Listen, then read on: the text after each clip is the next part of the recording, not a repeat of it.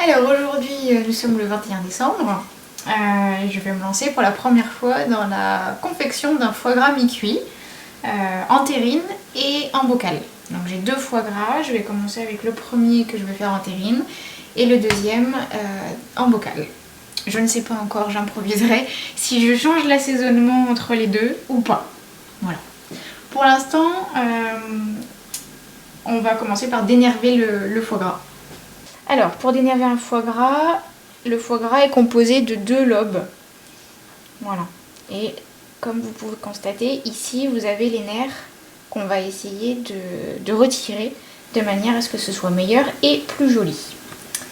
Donc, avec la pointe d'un couteau, on va essayer de faire sortir les petits nerfs et du réseau.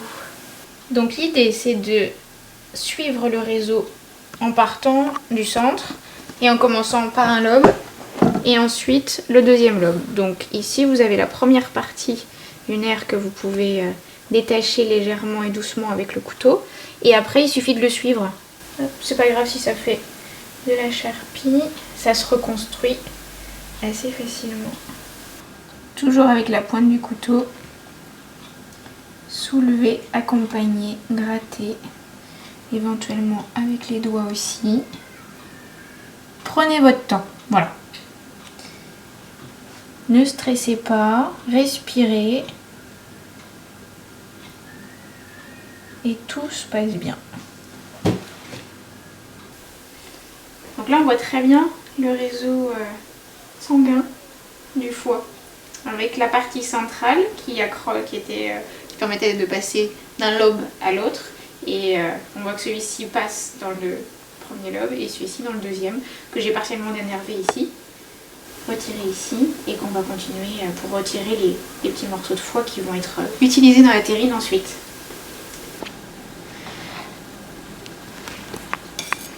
Une fois qu'on a dénervé le foie, il suffit de le saler, de le poivrer, éventuellement de rajouter un alcool. Ça c'est comme on le souhaite, des deux côtés.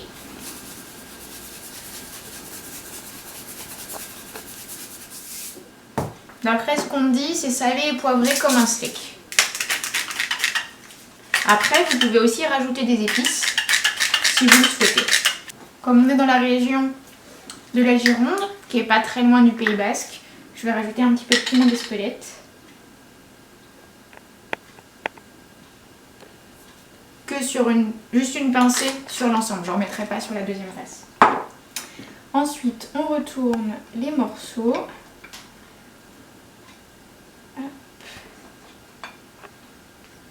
Et on recommence l'opération. Il y en a qui pèse, mais c'est vrai que c'est assez peu ma manière de travailler. Je vais me laver les mains et je reviens pour mettre l'alcool. Alors comme alcool, j'ai choisi du cognac. Sinon, il paraît qu'un vin liquoreux ou un vin doux, ça peut aussi fonctionner, du Porto ou d'autres types d'alcool. Ouais, je pense que là pareil, un peu au pif, on verra bien. Je pense que ça devrait être pas mal.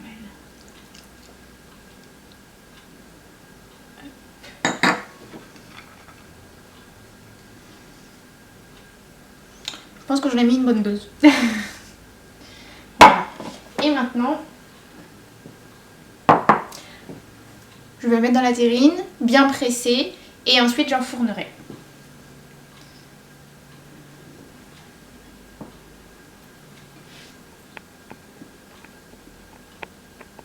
Certaines personnes laissent mariner avec l'alcool. Moi j'ai pas trop envie que... J'ai envie que ça donne un petit peu de goût mais que ce soit pas trop prononcé non plus.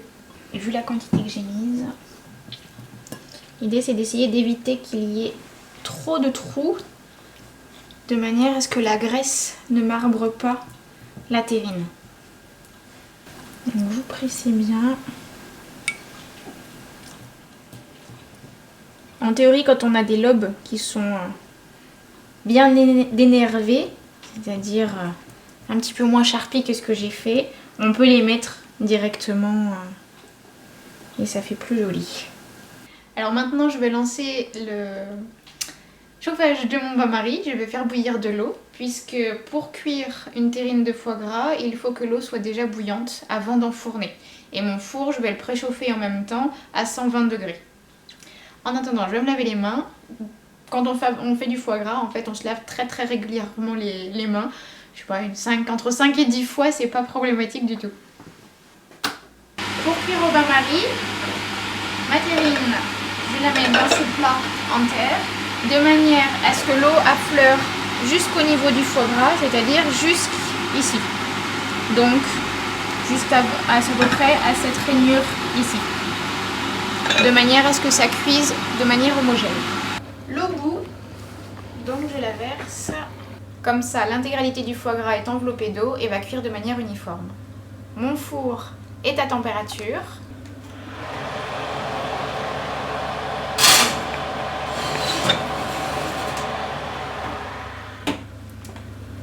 J'arrête la ventilation, je le mets à chauffer au-dessus et au-dessous et je programme 30 minutes de cuisson. Voilà.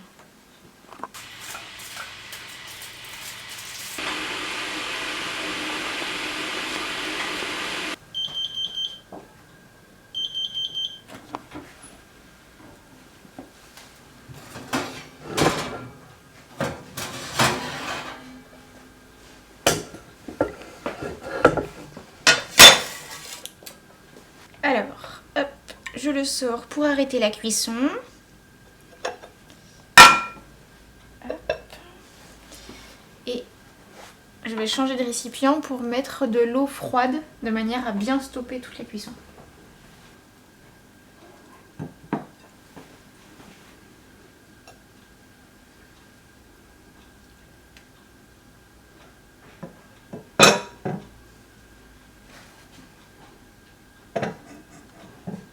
Voilà.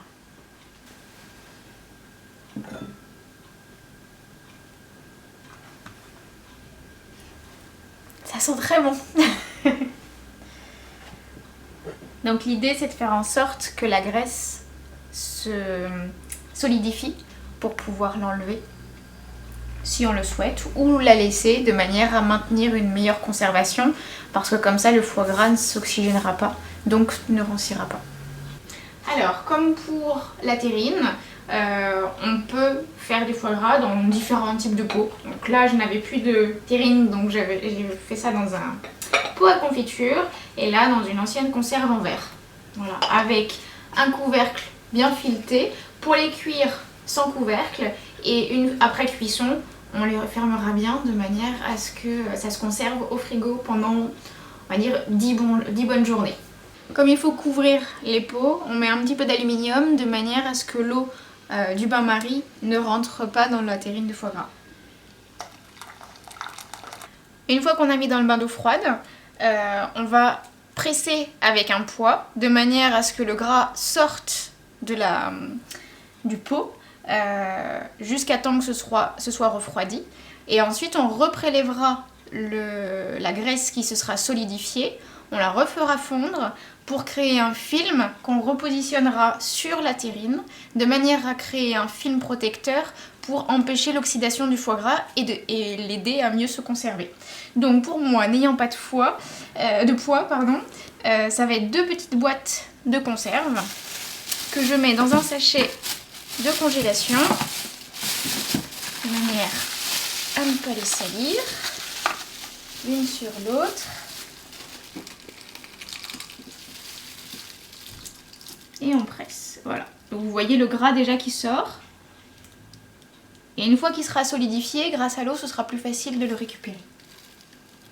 Et on va mettre l'ensemble au réfrigérateur jusqu'à ce que l'ensemble soit solidifié et bien froid, c'est-à-dire au moins une 12aine d'heures.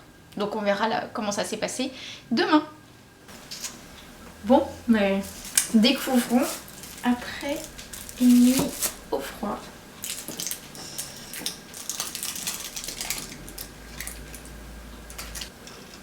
Voilà notre foie gras mi-cuit qui est compressé. Alors on voit qu'il y a encore un peu de gras autour, mais ça facilitera la sortie.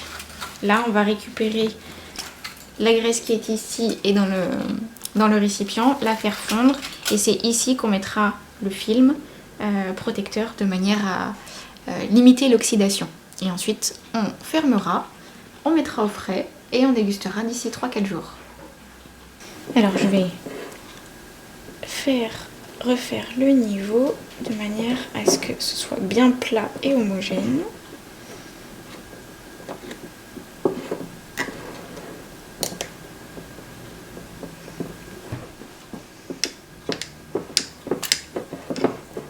Voilà, j'uniformise pour que le film recouvre bien tout le foie gras.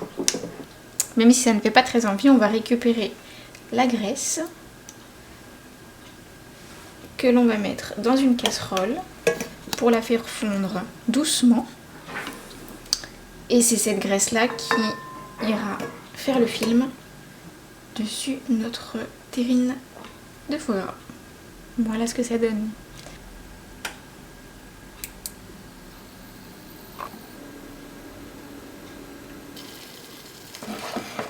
Voilà la graisse toute fondue qu'on va déposer sur le dessus de la terrine.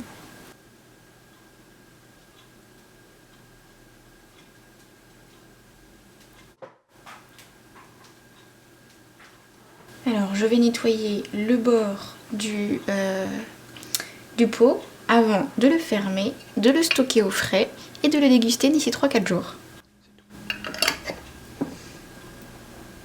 Voici ce que ça donne après avoir laissé le foie gras avec son poids toute une nuit dans le frigo. Donc comme l'autre pot, le foie gras est compressé. Cette fois-ci il y a un petit peu moins de gras autour, mais on va procéder de la même manière. Il n'empêche que ça n'est absolument pas grave si vous ne faites pas cette étape-là, dans le cas où vous le mangez d'ici 2-3 jours, si jamais vous n'avez pas besoin de le conserver plus longtemps. Donc et voilà comment la terrine est homogénéisée. Il suffira juste de nettoyer la terrine avant de la remettre au frigo, de manière à enlever l'excédent de gras. Et par contre, elle sera à consommer avant les autres terrines que vous aurez pu faire, qui ont cette fois-ci un petit film protecteur. Voilà. En attendant, je vous souhaite de bonnes fêtes. De mon côté, j'ai hâte de goûter mon premier foie gras et vous dire s'il était bon. À bientôt!